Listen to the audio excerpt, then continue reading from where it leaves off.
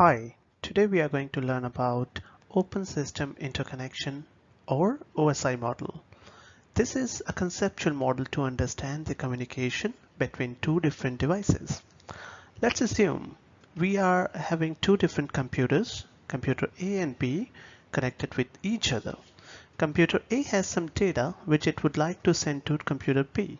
So when the data is transferred, all the processing which is happening at computer A and B will be discussed and understood by this open system interconnection model. Let's begin.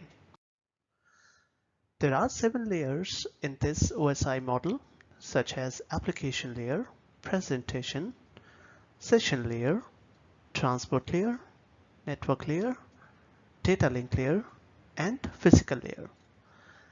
All these layers have their different roles and responsibilities.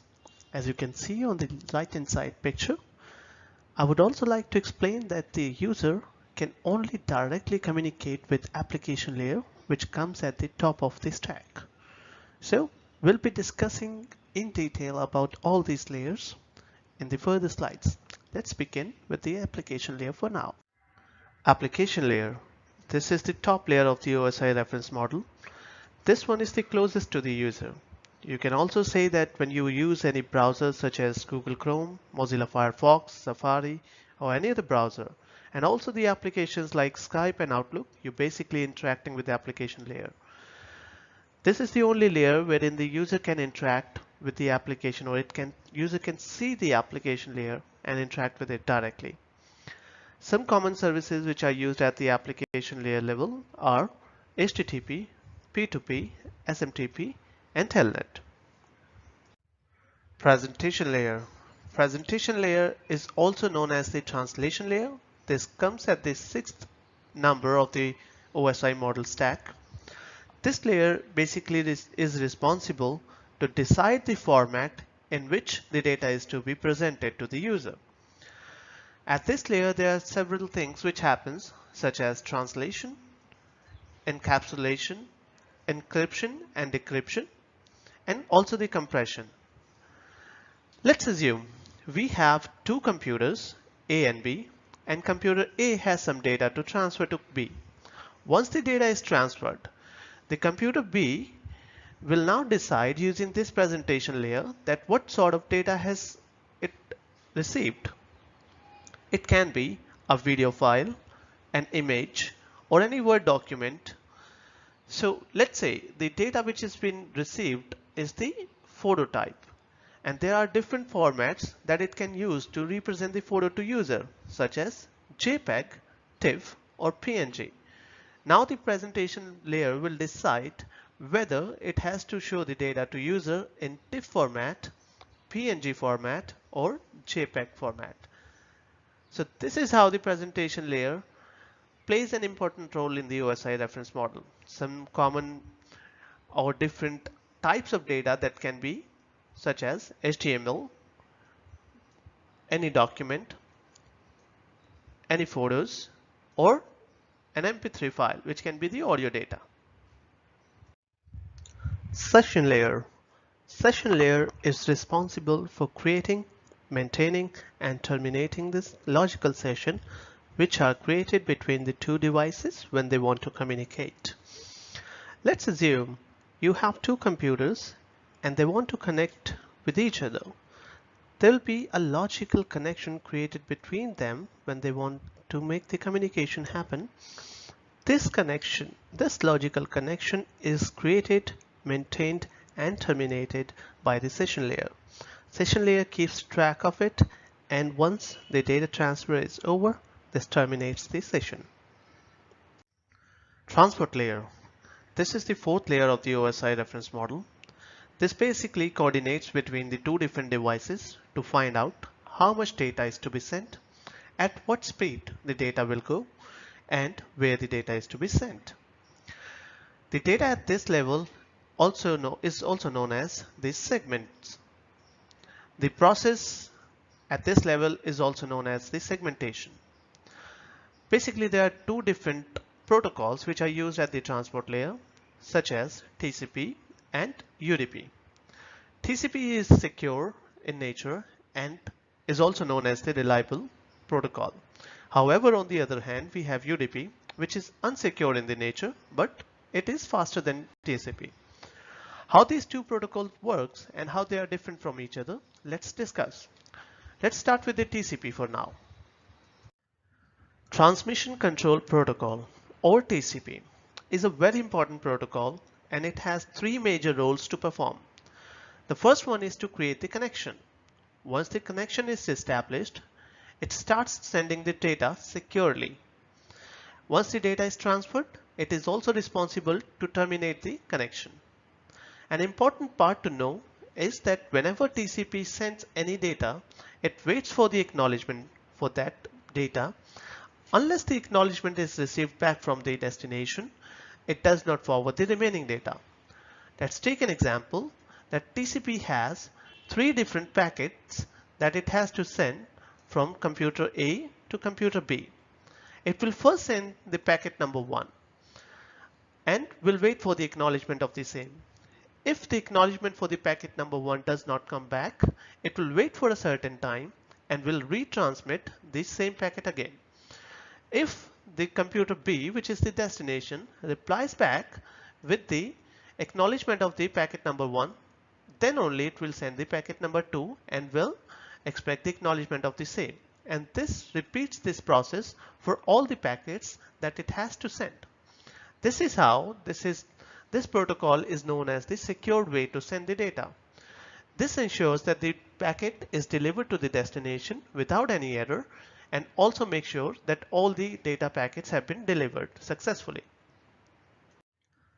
UDP, or also known as User Datagram Protocol. This also plays an important role in the data communication. This is a connectionless protocol. Such as TCP, it does not wait for the acknowledgement of the sent packet. How it works? Let's take an example. The same way as TCP, we have three different packets that it has to send to the destination from computer A to computer B. It will first send the packet number 1 from computer A to computer B. And without waiting for the acknowledgement of the same, it will start sending the packet number 2 and 3. And this is how it sends all the data and does not care about the reply back of the same. And this is how this feature of the UDP makes it faster than TCP. But in other words, we can say that this is the unreliable protocol, because if in case any packet drops anywhere on the path, the UDP would not know about it and the complete data would not reach the destination. Let's talk about some packet processing at the transport layer. At the transport layer, whenever you are using either TCP or UDP protocol, you have to decide what port number you have to send the data on. These port numbers helps us to find out which particular service the data is for. Let's take an example. In this case, we are using TCP port number 80 or 443, which represents the TCP as HTTP data or HTTPS data. So whenever the data is received from the upper layer, the TCP performs the segmentation. It also adds the flow control and the error control feature and sends the data to the destination. Once the data is received at the destination looks at the port number which is specified and will process the data accordingly.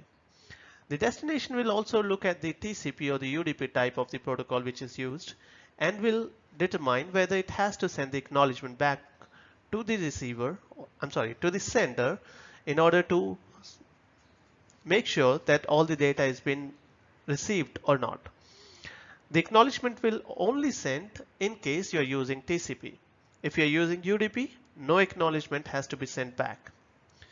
Some important functions that has to be played at the transport layers are segmentation and reassembly. Segmentation is the process that we just discussed here, and the reassembly is just the opposite, which happens at the destination. And at the transport layer, this is also responsible for adding the port number. As we discussed, the port numbers are very important. So let's say now Bob and Lucy, they both want to send some data. So Bob has some data. Once it receives once the data is received at the transport layer, it adds the port number and the data is transferred to the Lucy's computer. At the transport layer of the Lucy's computer, it will check out whether the data is for the HTTP type or HTTPS type by looking at the port number.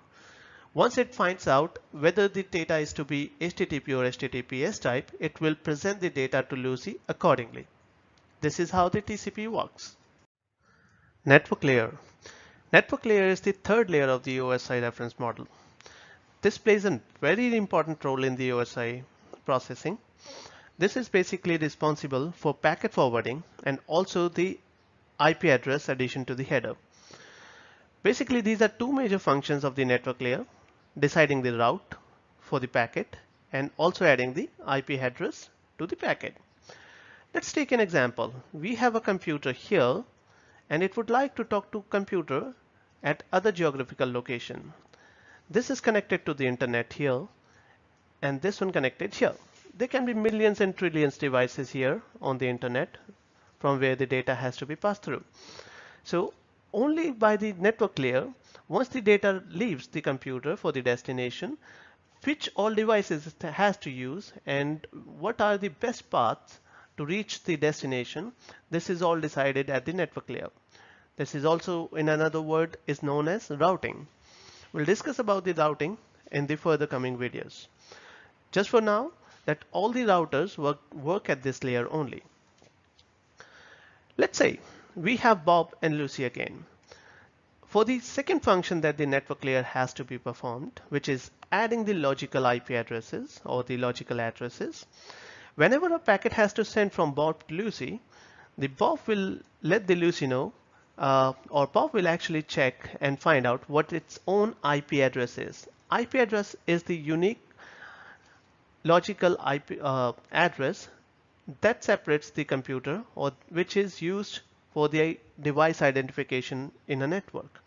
So before sending the data, the computer has to know source, which is the Bob's IP address because it is sending the data, and the destination's IP address, which is the Lucy's IP address, before sending the data. So here, let's take an example.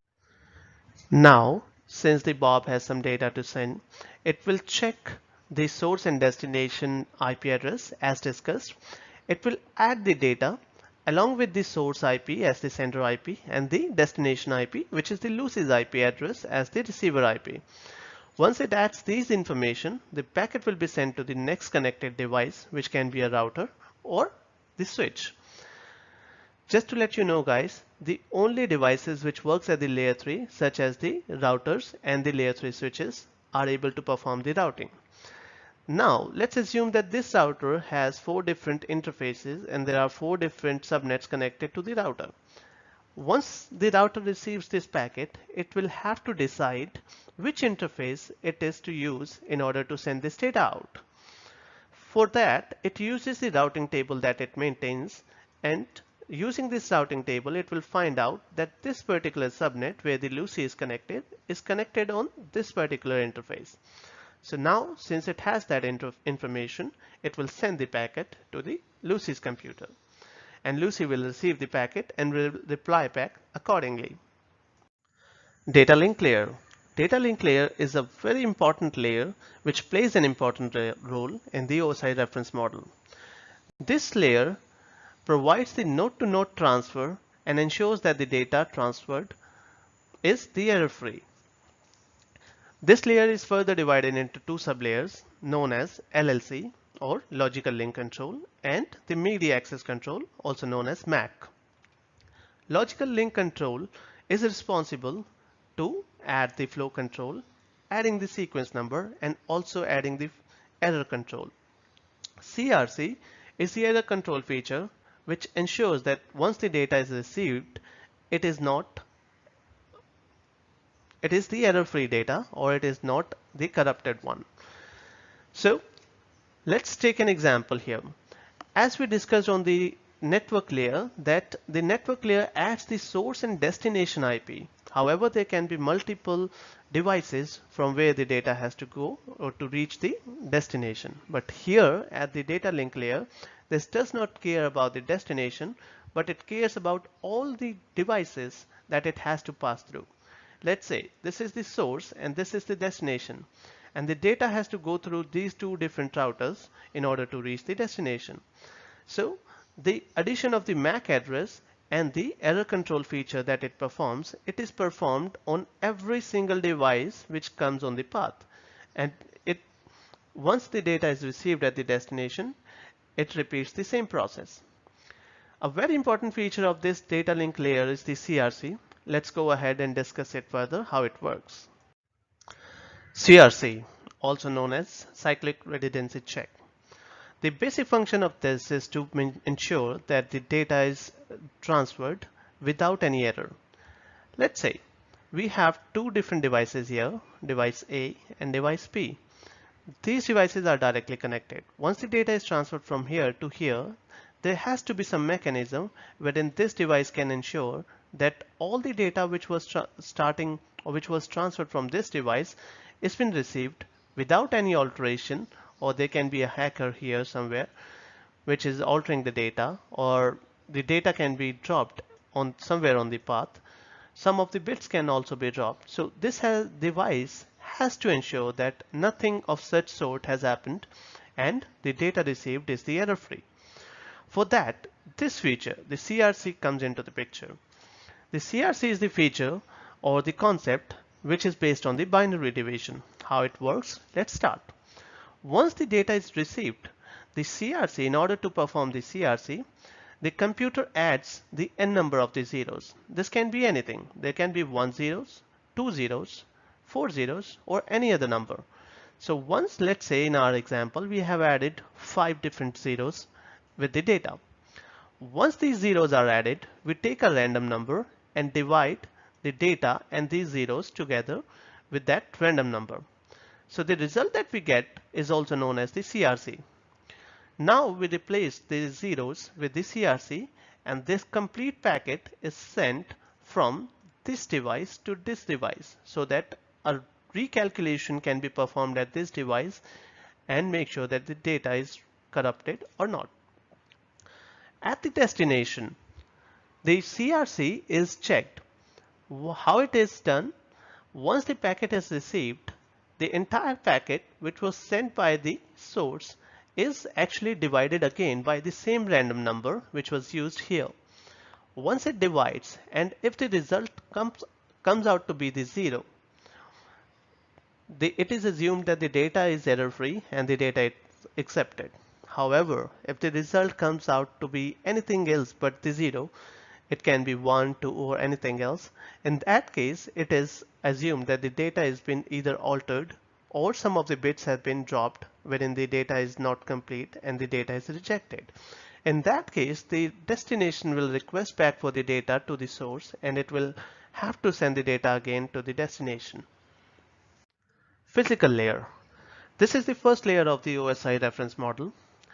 This layer basically represents the system, cables, radio frequencies, RJ45 connectors, and even the modems and the repeaters. At this layer, there are basically 3 major functions that has to be performed. The first one is the physical topology. Physical topology is nothing but the mechanism or the way how you connect your different computers with each other. This can be either a bus topology, star topology, or a mesh topology. We'll discuss more about these topologies in the coming videos. The second important function that it has to perform is the transmission mode. The transmission mode will find out, or it will actually decide using this service, that whether the data has to be sent through the simplex, half duplex, or full duplex. So let's understand the difference between the simplex, half duplex, or duplex. So simplex, in that case, let's assume that we have 2 computers here. The simplex is the feature wherein the data can only be sent from one device from here to here. There is no way that the data can be repeat or data can be sent back from this device to this device. This is not possible in the simplex mode. However, on the other hand, we have half duplex. In the half duplex, we have 2 devices, but there can be one channel only. At a time, either the data can be transferred by this direction or the data can be transferred in this direction. So that means one device can either listen to the data or send the data at a time. However, the third option that we have, in that option, which is full duplex, we have two devices and we get two different channels for the same. One is to send the data and another one is to receive the data. That means both the devices can send and receive the data at the same time.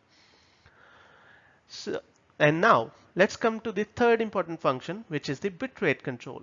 Bitrate control is also known as the flow control, or here it decides that how much bits has to be sent per second. As said earlier, that some common devices which are used at the physical layers are repeaters, modems, cables, and physical layer devices such as these two and also the RG45 connectors. Review. In review, let's understand how all these 7 layers work together. So we have Bob and Lucy, and Bob has an image which he wants to send to Lucy. Bob is working with the Outlook as of now, or in other words, you can say that the Bob is working at the application layer. He opens up an email, he attaches the file that he has to send to Lucy and click on the send button. Now the presentation layer will start its own work. The presentation layer will look at the type of data and will find out the data is an image, and the data has to be presented in the JPEG format only. The presentation layer will encapsulate the data with the same information and will forward the packet to the session layer. Now the session layer will open up a new session and will maintain an entry on the session list. After that, the packet moves to the transport layer.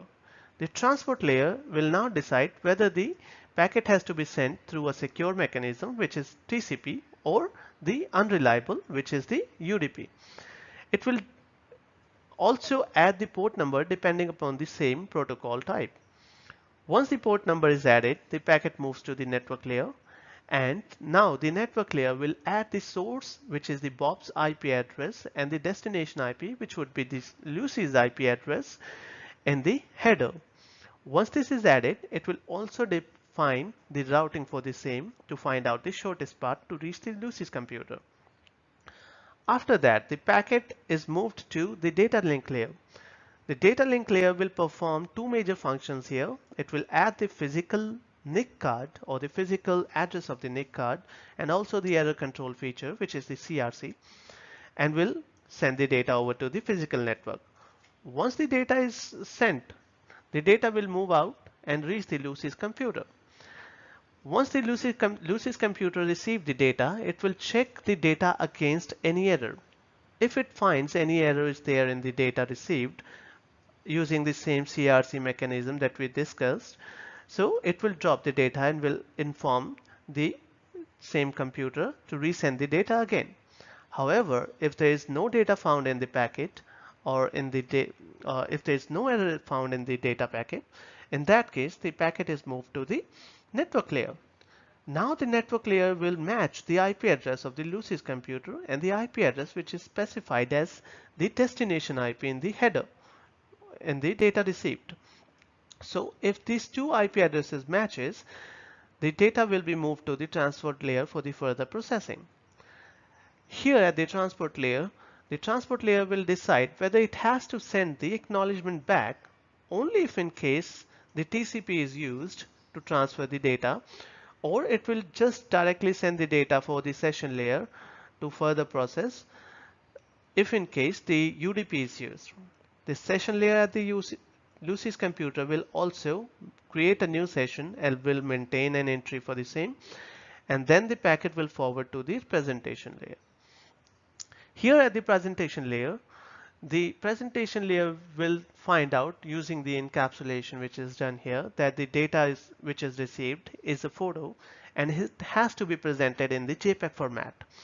Now the presentation layer will do the same and will forward the packet to the Outlook, wherein the Lucy can open up the image using the same. Thank you for watching, guys.